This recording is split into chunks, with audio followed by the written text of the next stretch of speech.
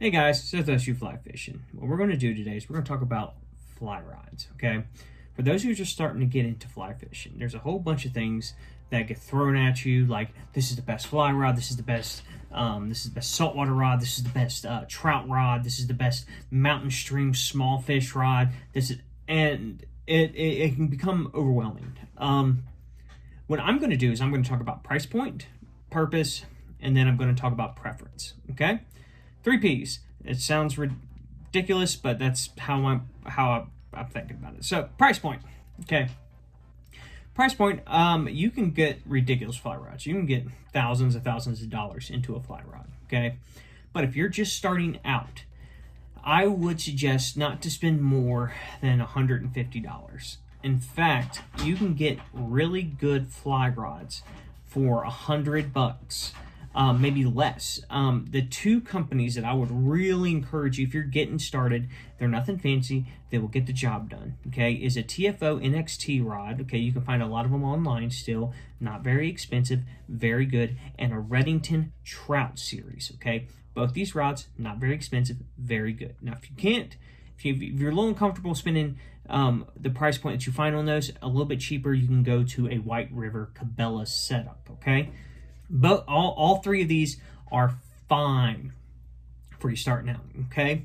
Now, what do I look for as far as a type of rod at this price point? You're getting a 4 or 5 weight 9 foot, okay? 9 foot, 4 or 5 weight, okay?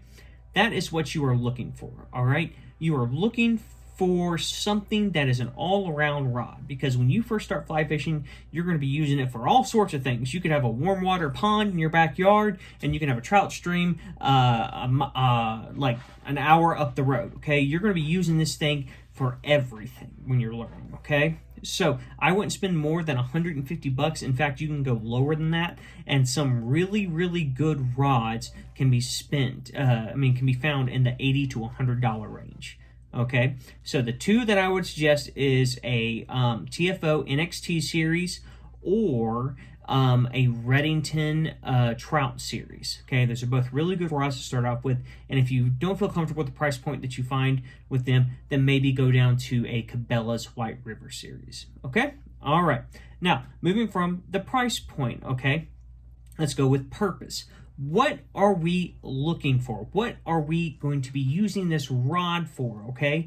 This rod that you're going to be using, we've already alluded to it a little bit. The rod we're going to be using is going to be something we're going to use for everything when we're first starting out, okay?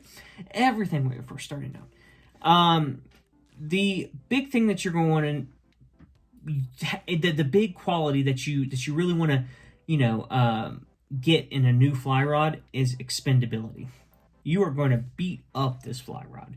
You are going to be smacking trees, rocks. You're going to be, it's going to be in dirt. You are going to be all over the place learning. If you've never fished in a river, that's going to be interesting. If you've never fly fished in tight quarters, that's going to be interesting. There's going to be a lot of opportunity for you to damage, beat up, and hit your rod. If you are not, I am over 20 years deep in the fly fishing, and there are still days where I just smack my rod onto something around me, and I think, oh no, I broke it, okay? It's inevitable, all right? You want to not spend too much money when you first start out so you can learn what to look for when you're casting your back cast. You make it a habit to look behind you, make it a habit to understand what kind of range you need. You want this rod to be expendable, okay? Now, the other thing that I want you to look for is what kind of fishing are you going to be doing with this fly rod, okay? Typically, when people go fly fishing, they're going for trout, okay? So typically, when you're first starting fly fishing for trout, it's a 4-weight. Okay, a 4-weight, or if you're starting off on big water, like a big tailwater, maybe a 5-weight. All right. Now, if you're starting fly fishing and the first species you're going for is smallmouth bass in a tailwater, 6-weight, 7-weight, you're going to want to go up. Now, when you get a little bit better and a little more experience, you can fluctuate between weights on particular types of fish, like what size you're going for, and so on and so forth. But when you're just starting out, smallmouth 6 to 7 weight is good. You can go 8 weight, but that typically is for really big smallmouth. And 4 and 5 weight is really good for trout, and a 6 weight is typically when you're on a tailwater and you're going for larger trout. Okay, now when throwing a streamer for either one of these, I would say throw an 8 weight as an addendum, because you'll be throwing a lot heavier flies, and an 8 weight might be preferable to handle these big streamers, okay, when you're first starting out. Now, like I said, the better you get, the more you understand rods, the more you get a feel for it, the more you can fluctuate with this. But starting out, that's what I look for. With trout, 4 or 5 weight. With smallmouth, 6, 7 weight. Okay? And then any other fish, depending on the size in the pool, you go from there. Okay? Those are your 2 starting points. All right. Now, preference. Preference kind of encapsulates the first 2. This is where we're going to talk about money. Okay? Preference for a lot of people is the new shiny thing, the new rod. What kind of brand is this, and so on and so forth. When you first start fly fishing, you're not going to really know what you're throwing until you know what you're throwing. And what I mean by that is, the more you spend time with a rod, the more that you cast, the more that you get used to it, the more you start feeling all the little details within. What's the difference when you're holding a mid flex to tip flex? What's the difference? What does it feel different? What's the difference between a fast action and a slow action? What is the difference? Heavy, light, so on and so forth. Okay, so for preference, I would suggest that you can get anything that you really need starting out for $150, and then you throw in good fly line about $50. Okay, this is $200 you've gotten a rod you probably can use and you'll have for like 10 years, in all honesty, if you take care of it. Now, when you start getting more specialized in your fishing, what I mean by that is if you go trout fishing, but you're trout fishing very particular waters for a very particular type of fish, size, intelligence, what is it used to? For example, there's a body of water that I fish a lot. I fish a ton. And a 4 weight is perfect for it. Okay?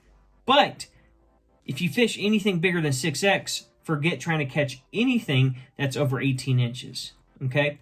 So you need to get a rod that is, a 4 weight's good, but you need a rod with really good tippet protection, which means it whenever you hook up, it protects your tippet and doesn't snap. Because I don't know how many people have hooked up into a big fish and just snapped the line from the knot, okay? So, tippet protection, and all these other words you're going to start hearing when you start shopping for rods. The preference that you have depends on your experience, depends on what you become, what you become as a fisherman.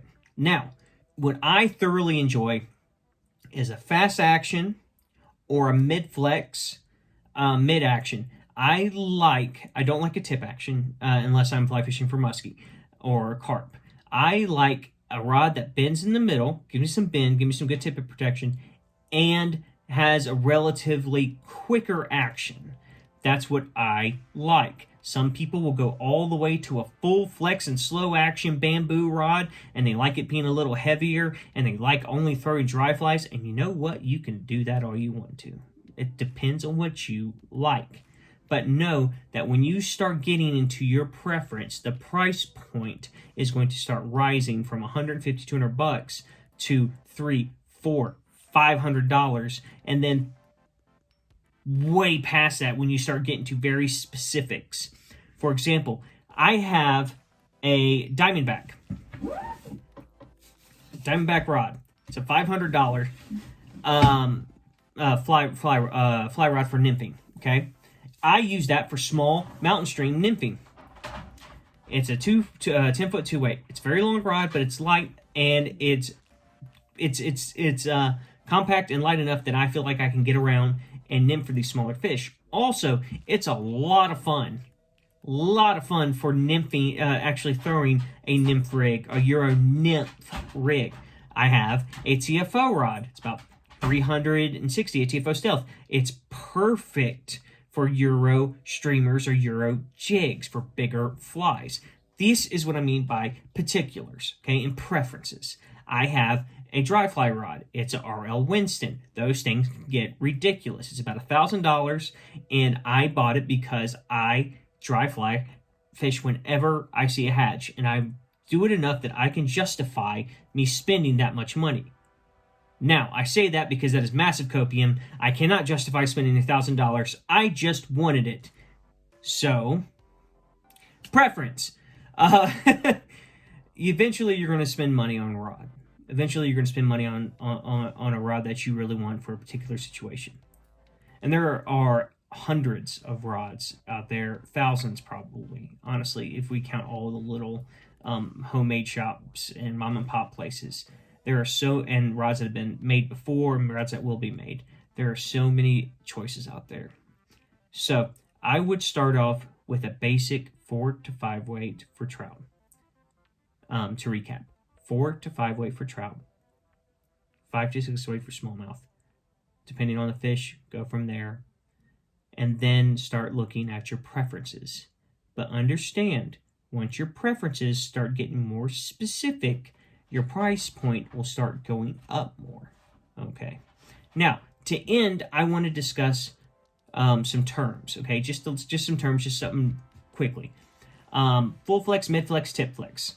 All it means is how much the rod bends and at where. Okay, tip flex, it typically bends at the top part of the fly rod. Okay, the top probably 1/4 bends when casting and fighting. That's what bends the most. Because your whole rod, if you hook into a good muskie, your whole rod's going to bend, okay? But that's what typically casts the most. It's a heavier rod. It's meant for bigger fish, a tip flex. Mid flex, it's going to bend typically at the middle of the rod, okay? It's a little bit better for throwing bobber rigs. It's a little bit better for throwing dry droppers. A little bit better for throwing a little bit heavier nymphs or streamers, okay? Mid flex. And then you have your full flex. That's your bamboo and your glass rods. These things are dry fly specialties. This is what people like when they are dry fly purists. They love their glass. They love their bamboo. And this stuff tends to be made more towards the traditional idea of fly fishing, which is dry flies. Okay? Now, that being said, what about action? Well, like regular conventional rods, fast action, medium action, slow action, depends on how the rod reacts whenever you cast or hook cast the lure, cast the fly, or hook a fish. If you have a slow action, you're going to have a lot of bounce in your rod. Your rod is not going to be quick to set tension. It's going to give a little bit, okay? The cheaper your rod is, typically the slower the action. Some people really like slow action, but I do not. I think it gives a lot of bounce. It gives a lot of, on the hookup, I think it gives a lot of opportunity for the fish to shake loose right off the bat. Again, preferences, okay? Medium action, it's right in the middle. It gives a little give, gives good, if I'm wrong, let me know. I typically think it gives a little bit more tippet protection. It is a good set rod. I like a mid flex. Then you have your middle action. Then you have your fast action. Your fast action is a stiffer rod. Your fast action doesn't have a lot of give, and typically you'll get a good hookup real fast. But if there's any kind of bend or not bend, but if there's any kind of weight or anything that may strain or is a little bit too heavy for your tippet, all the brunt of the rod is probably going to be on those knots and on that line. So I like a mid action, I like a mid flex, I like my rod to have some tippet protection, and I like my rod to be able to present flies very delicately, okay? So I go with mid flex, all that stuff, okay? Heavier the fly, the heavier the fish, you go to a little less flexibility, a little less motion in your rod. So again, preferences. So I hope this helps. If you have any questions, please put a comment in the... So I hope this helps. If you got any questions, leave me a comment. I'll be happy to answer any questions you got. If you enjoyed this video, please give me a thumbs up.